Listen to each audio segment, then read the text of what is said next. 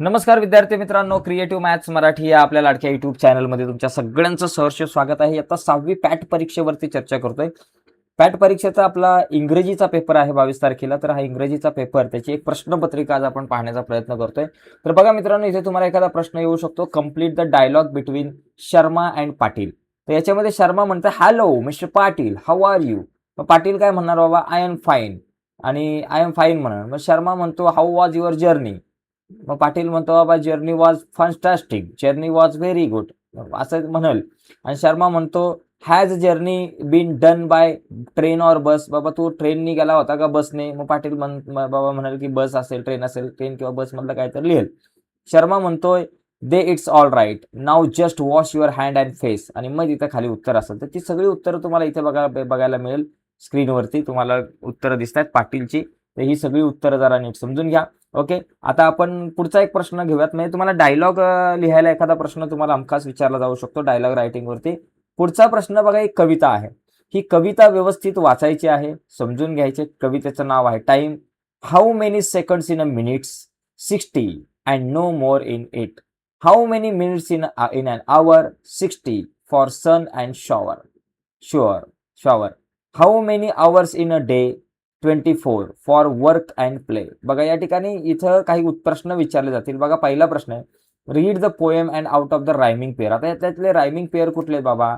तर rhyming pair मध्ये बघा मिनिट, इट, त्याच्यानंतर आवर, शॉवर, त्याच्यानंतर डे, प्ले, अशा प्रकारे बरेचसे तुम्हाला या ठिकाणी मिळतील. त्यापैकी 2 आपण लिहिले.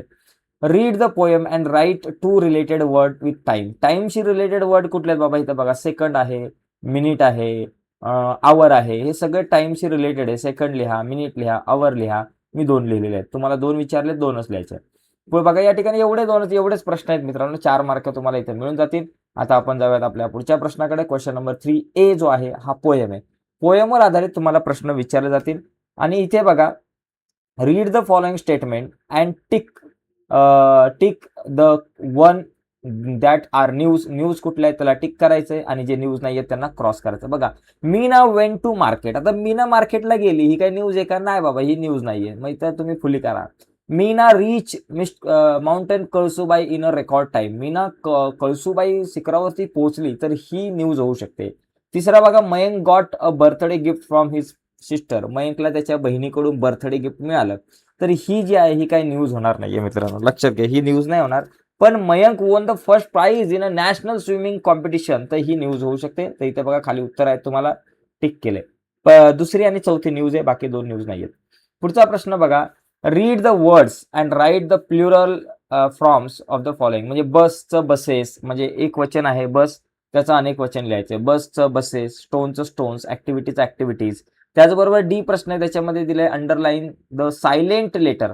आता 8चं सायलेंट लेटर जी आहे, वृक्षचं डब्ल्यू हे सायलेंट लेटर आहे. बघा इथं तुम्हाला उत्तर आहेत, बसचं बसेस, स्टोनचं stones, activities activities. Underline the silent वर्डचा जर विचार केला तर इंग्लिश मधला GH हा सायलेंट आहे, आणि वृष्टचा मधला डब्ल्यू सायलेंट आहे. ओके, आता बघा पुढचा, write the name of 2 tallest trees. 2 tallest tree. तर त्याच्यामध्ये तुम्ही लिहू शकता बाबा, टेक असेल, सागवान असेल, त्याचबरोबर बनायन असेल, वड असेल, तर ही तुम्ही लिहू शकताय, किंवा इतरही काही लिहू शकताय. पुढे बघा, I am a wild boar. पुढे बघा, I sharp my tusks yesterday. त्याच्यानंतर I will drive my enemies away. तर या ठिकाणी ही जी काही ऍक्शन्स आहेत, तर याच्यामधल्या पास्ट मधल्या ऍक्शन कुठली, त्याचबरोबर प्रेझेंट मधली सिच्युएशन कुठली, आणि फ्युचर मधली ऍक्शन किंवा प्लॅन कुठला आहे. तर पहिलं वाक्य आय एम आला म्हणजे हा तुमचा आला प्रेझेंट टेन्स. आय शार्पन्ड म्हणजे ईडी आला म्हणजे तुमचा पास्ट, आणि पुढचं विल आला म्हणजे ते फ्युचर आहे. तर अशा पद्धतीने तुम्हाला इथं बघा आन्सर तुम्हाला इथं दिसतात खाली. तर ही तुम्ही बघून घ्या. पुढचा जो प्रश्न आहे बघा, classify the word into noun, pronoun and prepositions. बघा, अ बकेट. बकेट हे नाउन आहे, नाम आहे. प्रोनाउन म्हणजे काय, ही बघा प्रोनाउन आहे, आणि प्रिपोजिशन म्हणजे काय बाबा, ऑन. तर नाउन बकेट आहे, त्याच्यानंतर प्रोनाउन ही आहे, आणि प्रिपोजिशन ऑन आहे. अशा पद्धतीनं हा प्रश्न तुम्ही लिहू शकता. तुम्हाला ही उत्तरं फक्त इथंच लिहायची पेपरला, डायरेक्ट उत्तरं लिहायची, वेगळी लिहायची काही गरज नाहीये प्रश्न वगैरे. पुढचा प्रश्न बघा, इथं मॅच द फॉलोइंग फ्रॅक्शन्स. 1/5 म्हणजे 1/5, 2/3 म्हणजे 2/3. ओके, आणि 1/2 तर नाहीये. 1/2 म्हणजे 1/2 असलं तर आपण 1/2 त्याला म्हटलं असतं.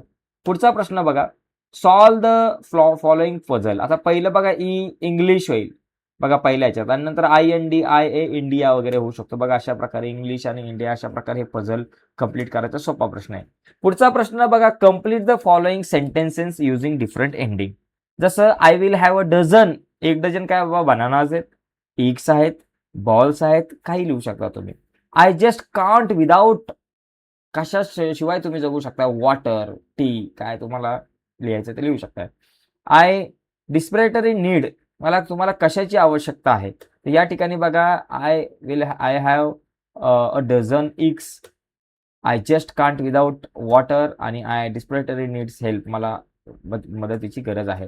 तर अशा पद्धतीनं मित्रांनो आपण ही एक प्रश्नपत्रिका बघितलेली 6वीची. तर अशा पद्धतीने ही प्रश्नपत्रिका बघितले. तुम्हाला नक्कीच ही व्हिडिओ आवडली असेल तर व्हिडिओला लाईक करा.